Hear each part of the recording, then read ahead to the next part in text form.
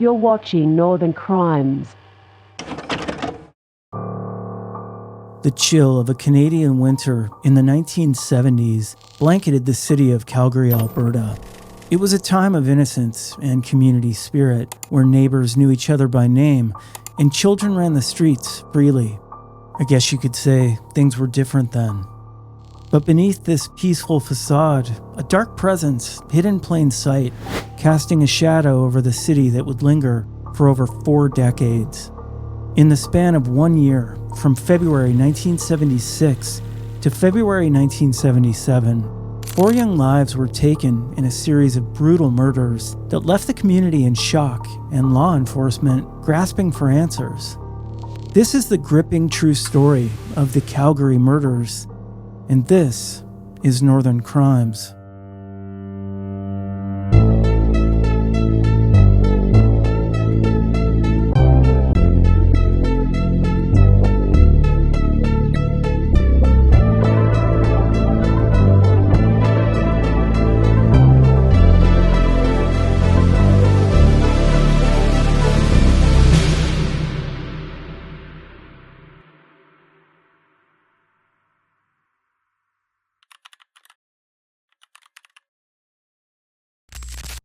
February 12th, 1976, Calgary, Alberta.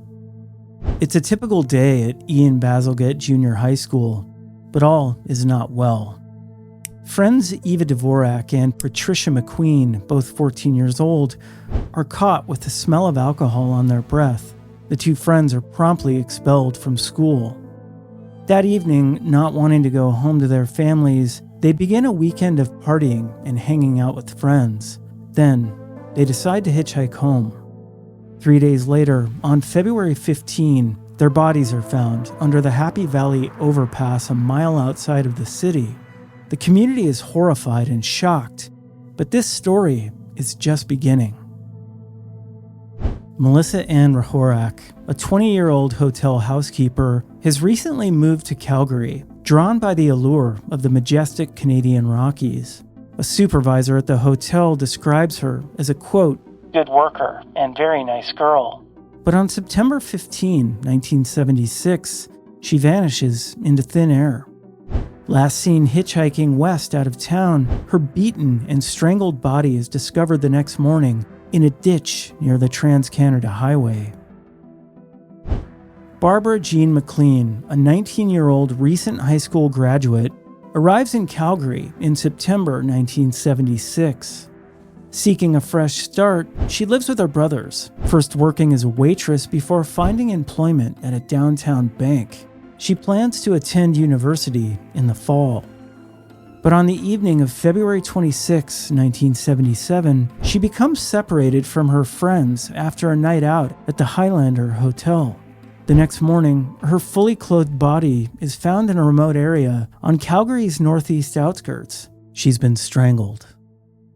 The city is gripped by fear, rumors spread like wildfire, and the police face mounting pressure to solve these heinous crimes.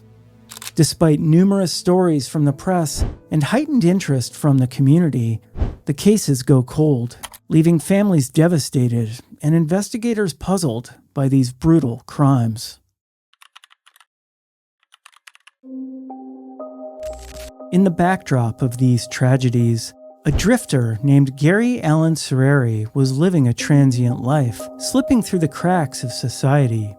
Born in Oak Park, Illinois in 1942, Srery's early life seemed unremarkable, but beneath the surface, a darkness raged. His criminal record began in 1961 with petty theft, escalating to horrific sexual offenses by 1965, including rape, kidnapping, and assault. But each time he was charged, he somehow managed to evade long-term imprisonment, either through legal loopholes or by fleeing.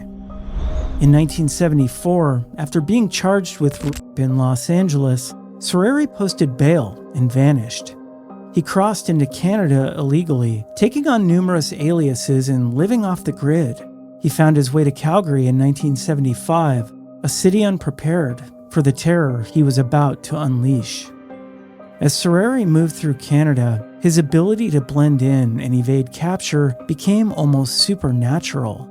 He changed his appearance, used fake IDs, and applied for social assistance under false names. His charm and chameleon-like nature allowed him to live undetected, even as his violent tendencies simmered just beneath the surface.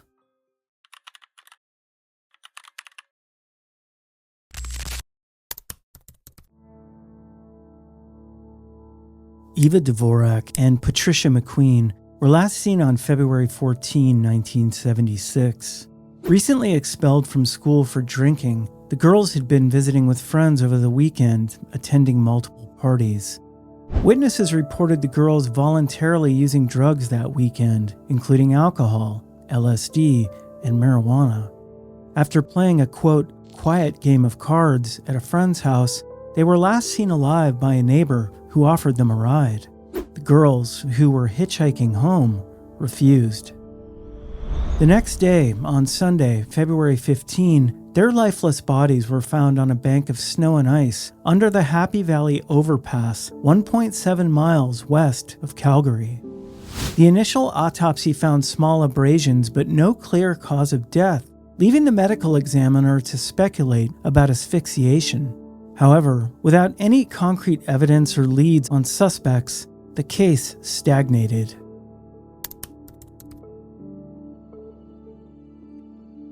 Melissa Ann Rehorek's disappearance in September 1976 followed a similar, chilling pattern.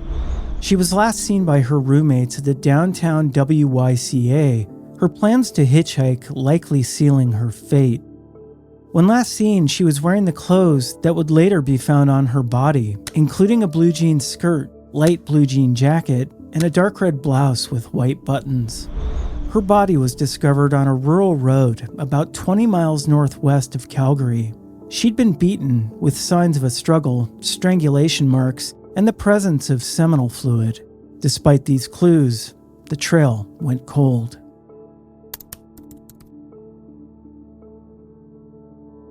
Barbara Jean MacLean's murder in February 1977 was equally perplexing. After a night out with her friends and an argument with her boyfriend, she walked off into the night, never to return. Her body was found the next day, fully clothed but bearing the unmistakable marks of a violent death. The similarities between her case and those of Rehorek, Dvorak, and McQueen were striking, yet no connections were made at the time.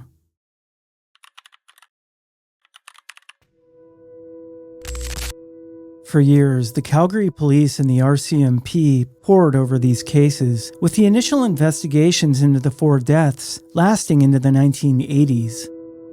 Hundreds of people were interviewed and hundreds of tips run down, but all clues led to dead ends. Soon, the cases went cold, with the memories of what happened fading into the cold Calgary air. In the meantime, Gary Allen Srery went nearly 2 decades in Canada with no significant police contact. Police believe that after the Calgary killings, he relocated to the town of Standard, east of Calgary, before heading west to British Columbia. Once there, he spent time in Vancouver, Half Moon Bay, Abbotsford, Cultus Lake, and finally Chilliwack, to name a few. Then, in 1996, Srery finally caught the attention of Canadian law enforcement. He was serving time for sexual assault and forcible confinement in New Westminster. The authorities in British Columbia, unaware of his true identity, believed they were prosecuting a man named Rex Long, one of Srery's numerous aliases. Using this fake name, he'd managed to secure a driver's license and social assistance. Finally, in 2003, Srery was deported to the United States. 5 years later, in 2008, he faced justice once more, this time in Coeur d'Alene, Idaho, where he was charged and convicted of aggravated battery and drug possession, leading to a life sentence. The victim of his heinous crime, who suffered a stroke following this brutal assault, bravely confronted him in court in 2009. "You damaged me, and I can't be repaired." Her words echoing through the courtroom.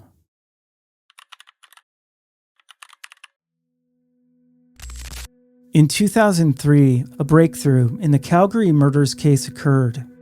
Advances in DNA technology linked the same unknown male DNA profile to both Rehorek and MacLean's cases.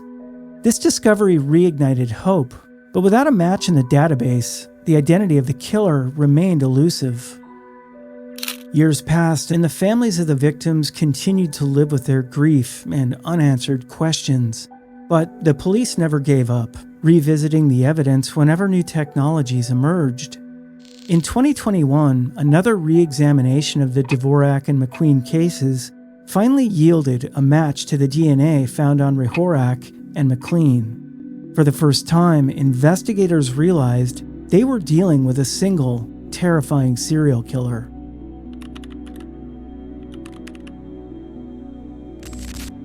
The key to solving these cold cases lay in the burgeoning field of genetic genealogy. By combining DNA analysis with traditional genealogy research, investigators built a family tree that led them to Gary Allen Srery. His name had never appeared in the original investigations, making the discovery both groundbreaking and chilling. Srery had died in 2011 in an Idaho state prison, serving a life sentence for rape. His body lay unclaimed in a potter's field, a fitting end for a man who had caused so much pain. With the assistance of Interpol and Idaho State Police Forensic Services, Srery's DNA was compared to samples from the Calgary Murders. The match, made in 2023, was definitive. The revelations were bittersweet. The families of Eva, Patricia, Melissa, and Barbara finally had answers, but they also faced the reality that justice would never be fully served.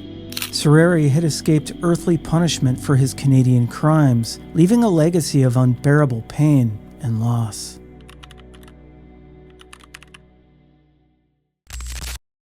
The identification of Gary Allen Srery as the Calgary killer brought a measure of closure to the victims' families, but it also opened new avenues of inquiry.